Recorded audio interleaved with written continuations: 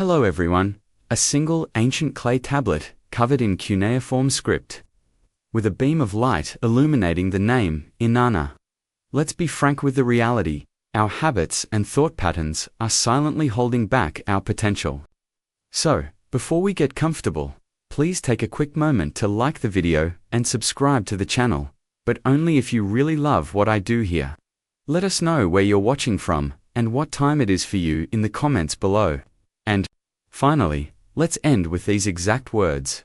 Now, let's turn off the lights. Turn on a fan for some pleasant sound, and begin our journey for tonight. The greatest journey a human being can ever undertake is not to explore distant lands or outer space, but to navigate the vast, uncharted territory of the inner self. It is a psychological drama played out on the stage of a single soul, a quest to answer the most fundamental question: who am I, really? The Swiss psychiatrist Carl Jung gave this process a name: individuation. It is the lifelong journey of becoming an indivisible whole and unique individual, the process of realizing your true self and discovering the meaning and purpose you were meant to experience. To illuminate this profound and often perilous path, we need not look to modern self-help, but to one of the oldest stories ever written. Etched into clay tablets nearly 5,000 years ago, the Sumerian myth of the goddess Inanna provides a timeless script for inner transformation. Inanna, the powerful queen of heaven, consciously chose to abandon her throne, her power, and her identity to descend into the underworld.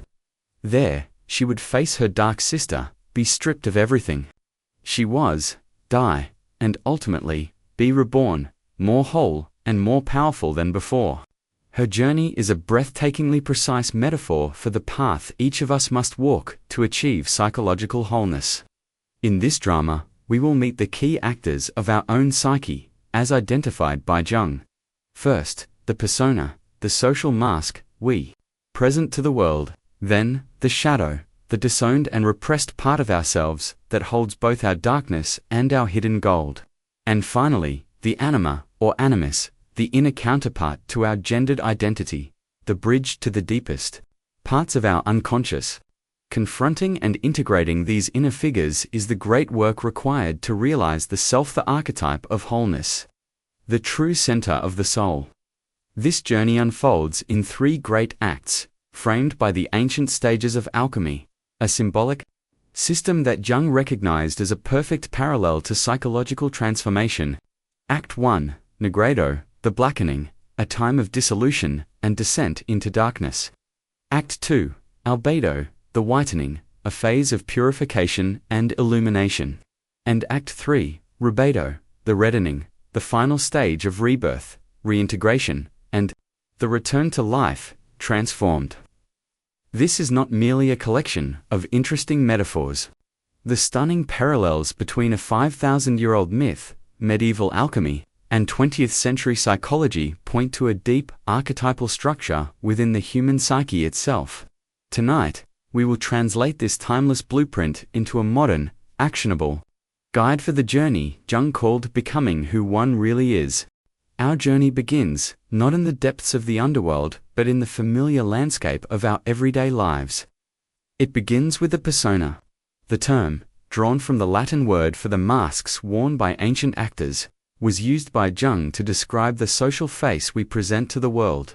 It is a kind of mask, designed on the one hand to make a definite impression upon others, and, on the other, to conceal the true nature of the individual. The persona is not inherently bad. In fact, it is a necessary tool for survival and adaptation. It is a compromise between our individual self and the demands of society, allowing us to navigate different contexts effectively. We all have multiple personas. You have one for your role as an employee, another for your role as a friend, a child, or a parent. Each is a carefully calibrated interface, a gateway to the external world that helps us function, fit in, and relate to others. Developing a flexible and functional persona is a crucial part of growing up. It's how we learn to operate within the collective. The danger, however, is not in having a mask, but in forgetting that it is a mask. Jung warned, of the profound risk of over-identifying with the persona when the role we play subsumes our authentic self. This is when the professor becomes identical with his textbook, the tenor with his voice. The individual becomes a shallow, brittle, conformist kind of personality, which is all persona. With its excessive concern for what people think, they lose any sense of themselves as a being distinct from what society expects them to be. This over-identification is what Jung called a fruitful source of neuroses. We cannot discard our true self in favor of an artificial personality.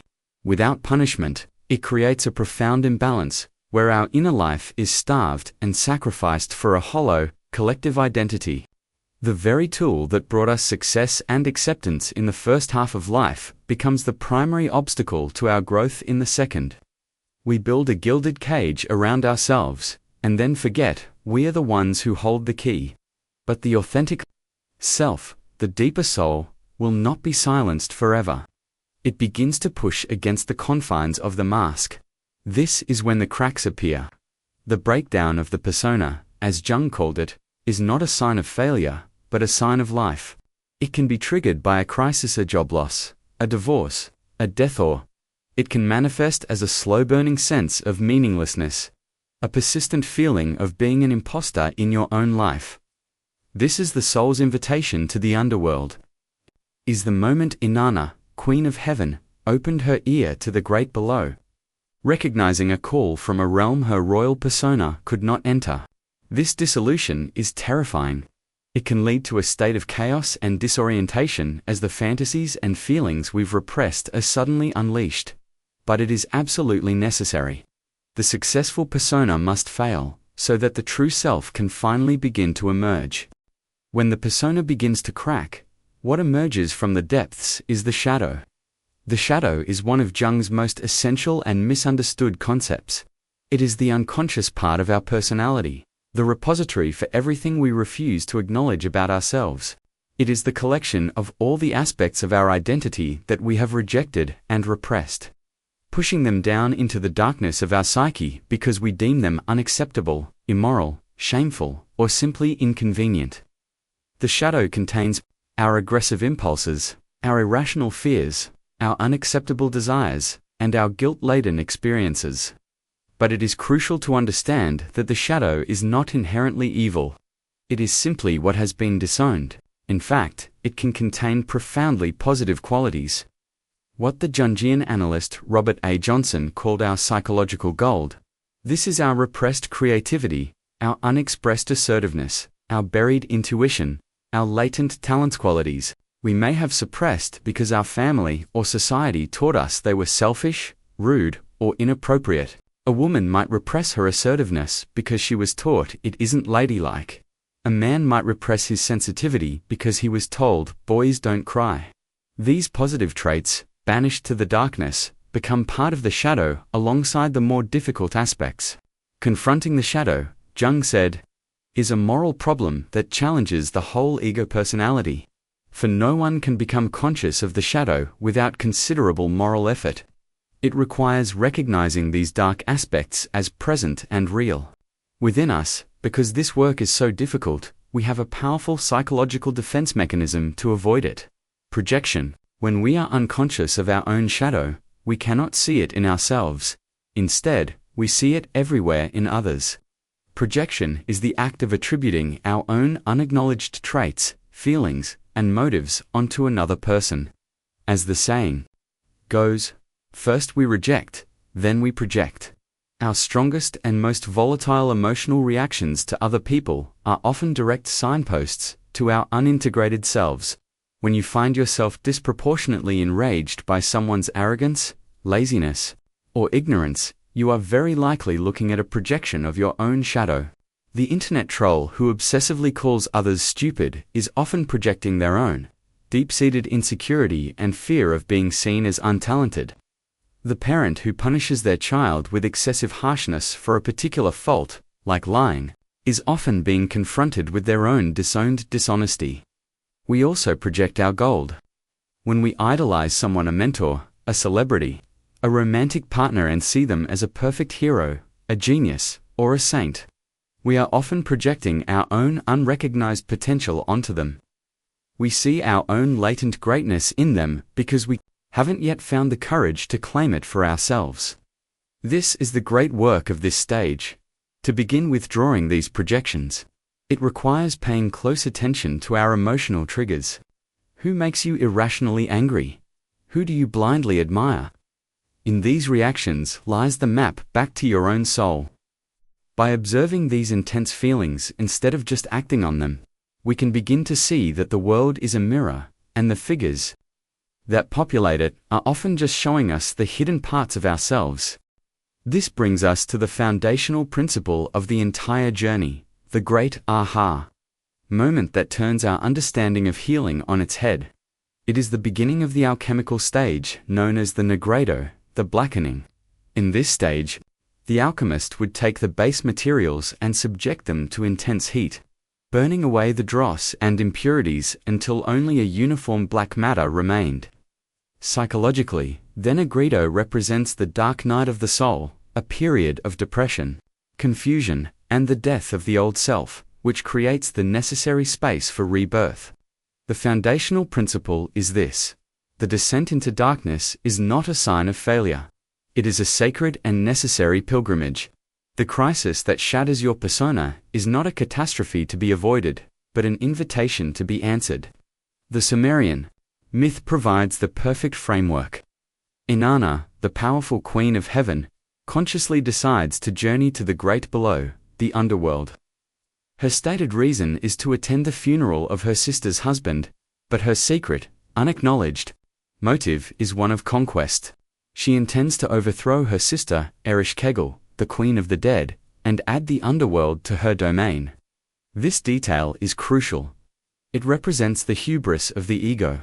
The conscious mind believes it can enter the realm of the unconscious, confront the darkness, and emerge unscathed, perhaps even more powerful. It believes it can control the process. This is a fatal miscalculation, and it is this very arrogance that propels the ego into a journey from which it cannot return in its original form.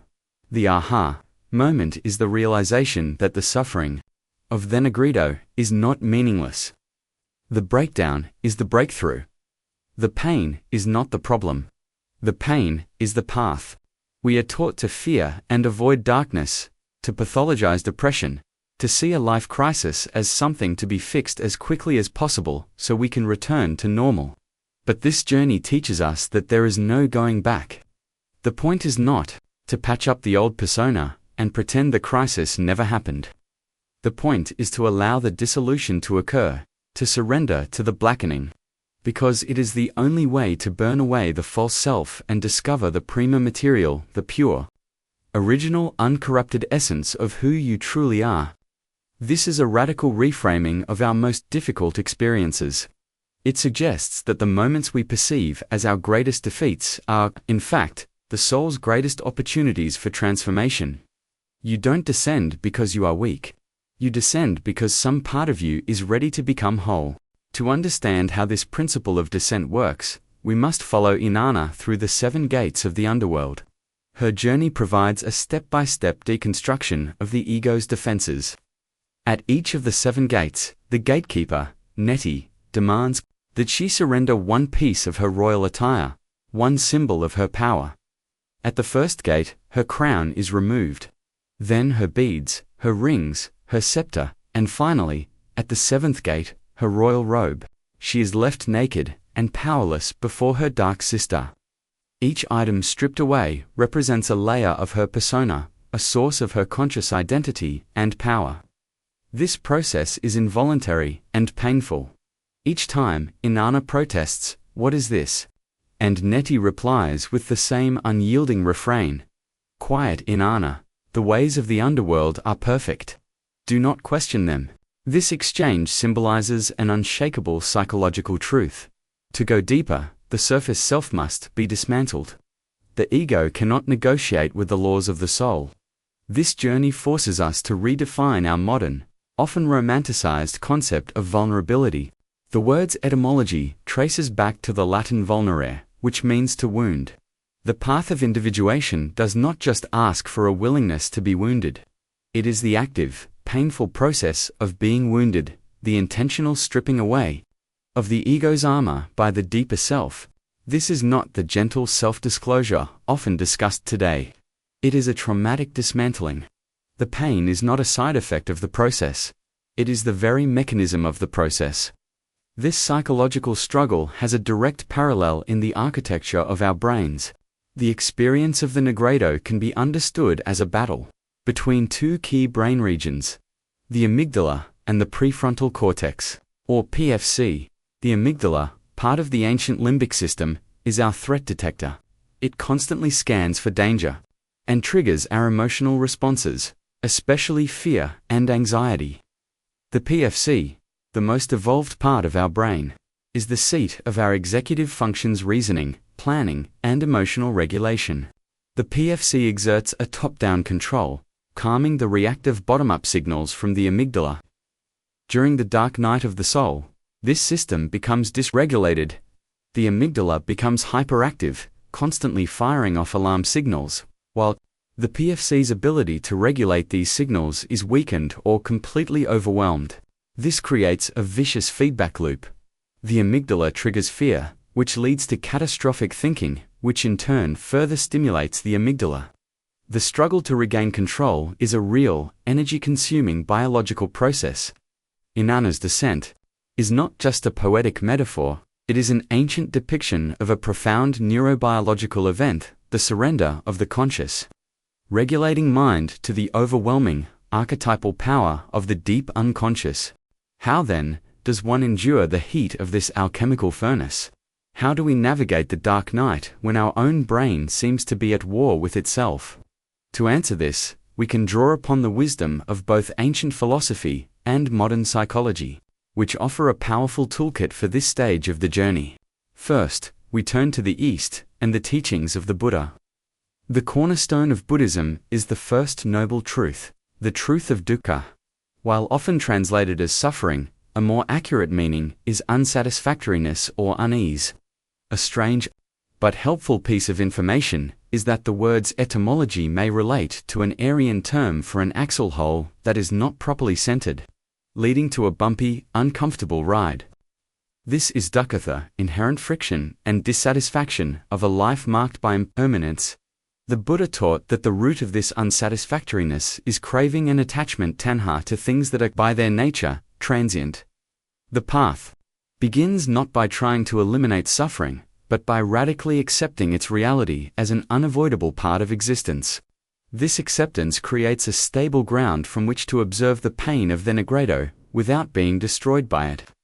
Next, we turn to the West and the ancient Stoics. Contrary to the modern caricature of a stiff upper lip, ancient Stoicism did not advocate for suppressing all emotion. Rather, it aimed to use reason to overcome destructive emotions like anger and envy, while actively cultivating positive, pro-social ones like compassion and gratitude. A Stoic could be, as Marcus Aurelius was described, free from passion and yet full of love. Their core tool was the dichotomy of control, focusing only on what is within our power, our thoughts, judgments, and actions, and accepting what is not. This provides a practical method for navigating chaos.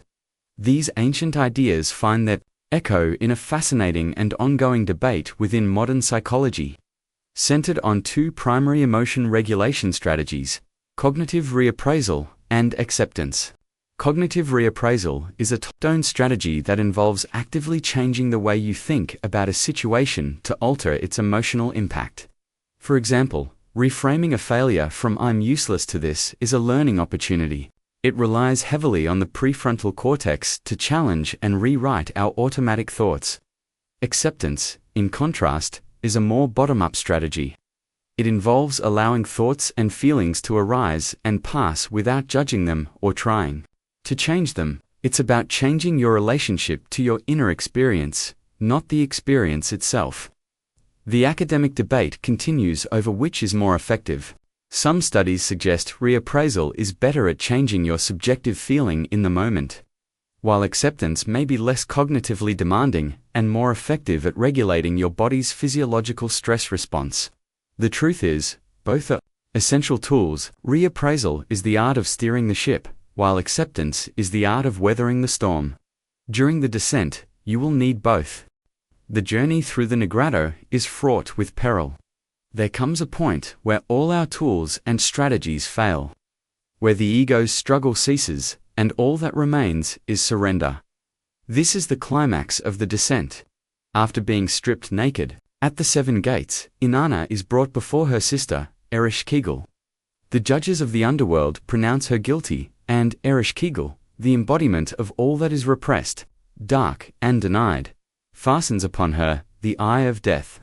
Inanna is killed, and her corpse is hung on a hook. This is the symbolic death of the ego. It is the ultimate state of helplessness, the rock bottom of the dark night of the soul.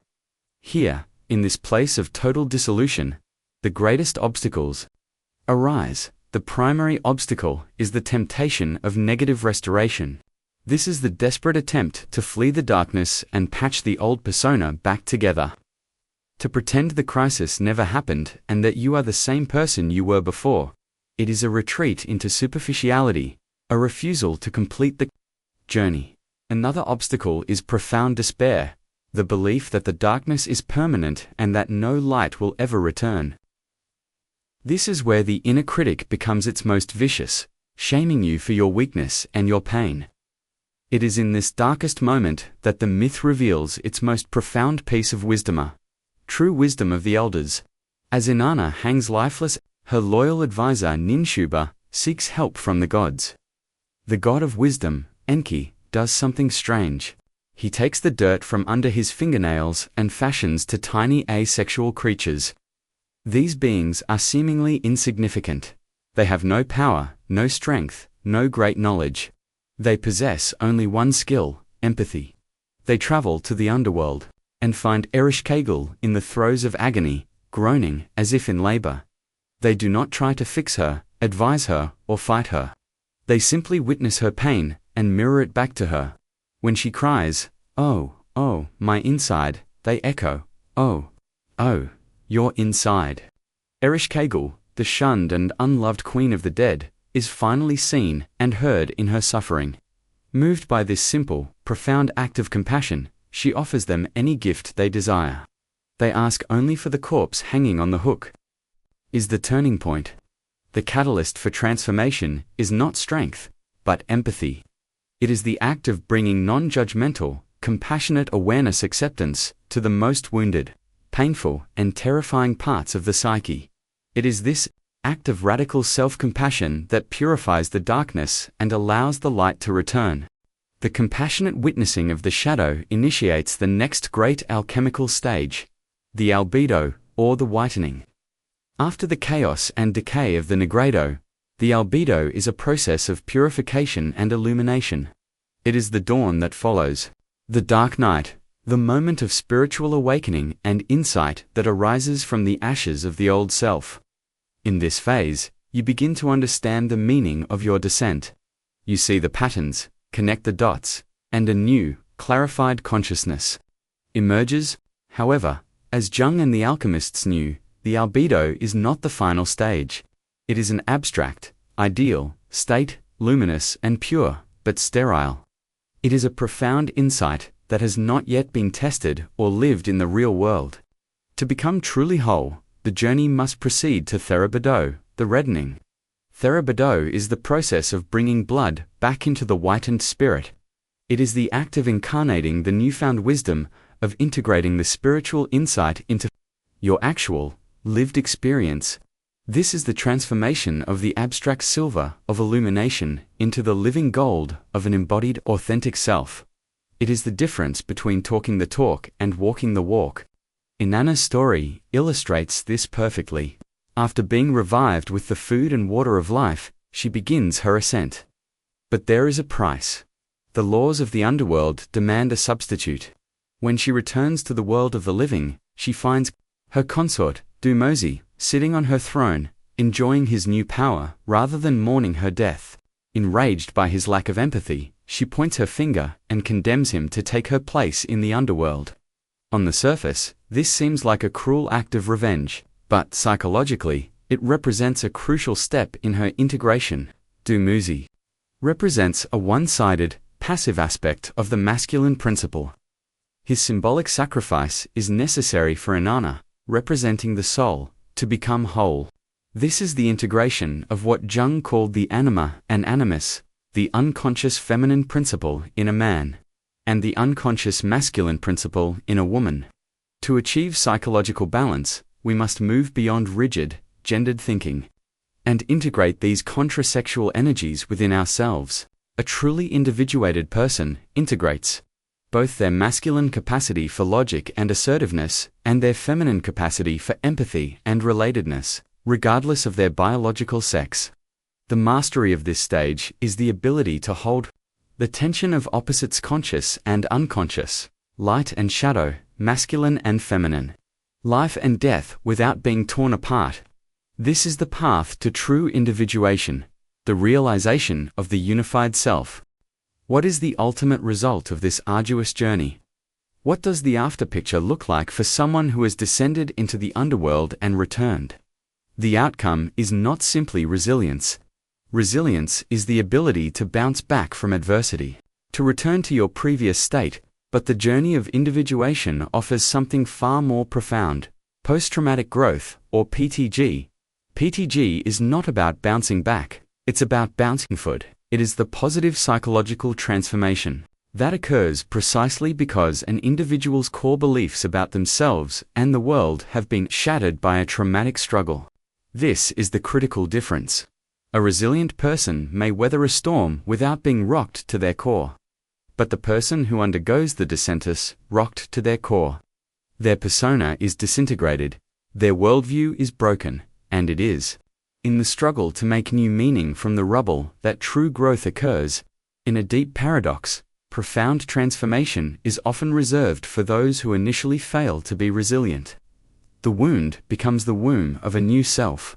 Psychologists Richard Tedeschi and Lawrence Calhoun, who developed the theory of PTG, identified 5 key areas where this growth manifests. First, a greater appreciation for life. Having faced death, either literally or symbolically, you develop a deeper gratitude for the simple fact of existence. Priorities shift, and small joys take on a new significance. Second, relationships with others become deeper and more meaningful. The shared vulnerability and the development of true empathy forge stronger, more authentic connections. Third, you see new possibilities in life. The destruction of your old life path opens your eyes to new interests, new opportunities, and new ways of being that you would never have considered before. Fourth, you discover a new sense of personal strength. There is a quiet confidence that comes from knowing you have walked through fire and survived. You develop a feeling of self-reliance, a sense that if I survived that, I can handle anything. Finally, you experience a spiritual or existential change. This doesn't necessarily mean traditional religion, but a deeper connection to life's great questions and a more profound understanding of your place in the universe. This is the ultimate boon of the journey. You don't return from the underworld unchanged. You return as the phoenix from the ashes, reborn not just as you were, but as something more whole, more authentic, and more deeply alive. The journey of Inanna, illuminated by the symbols of alchemy and the insights of Jung, reveals that individuation is not a linear path with a final destination. It is not a state you achieve once and for all. It is a cyclical, lifelong process of descent and return, of dissolution and reintegration. Each new crisis, each loss, each period of darkness is a fresh invitation to descend into the underworld and return with a deeper sense of wholeness. The ultimate goal is to live what Jung called a symbolic life, a life of meaning where your actions in the world are in harmony with the depths of your soul. It is a life where the persona is a flexible, transparent interface with the world, not a rigid prison. Now, for the sake of intellectual honesty, it is important to acknowledge that Jungian psychology has its academic critics. They point to a lack of empirical evidence, the unfalsifiable nature of concepts like archetypes, and a potential cultural bias in his theories. These are valid points from the perspective of modern behavioral science. Jung himself was aware of this, arguing against the psychology without the psyche, a science that risks ignoring the subjective reality of human experience in its quest for objective measurement. The value of this map is not that it can be proven in a laboratory, but that it resonates. It provides a rich, transformative language for understanding the deepest challenges and greatest potentials of a human life. It is a script that has been written and rewritten in the soul of humanity for millennia. This path does not promise an end to pain, but it offers a way to find meaning within it. It does not offer invulnerability, but it reveals an authentic strength that is born from embracing every part of yourself. The journey asks for courage, for honesty, and for a willingness to face the darkness within. But in return, it offers the greatest prize of all, the chance to become who you truly are. It reminds us that in the deepest wounds, the most profound healing can be found, and that from the darkest nights, the most brilliant dawns are born. You are not broken. You are simply on the path of becoming. That's all for today. Thanks for watching until the end of the video. If you enjoyed the content, don't forget to like, subscribe, and hit the bell so you don't miss anything. Let me know in the comments what you thought and what you'd like to see in the next video. See you soon.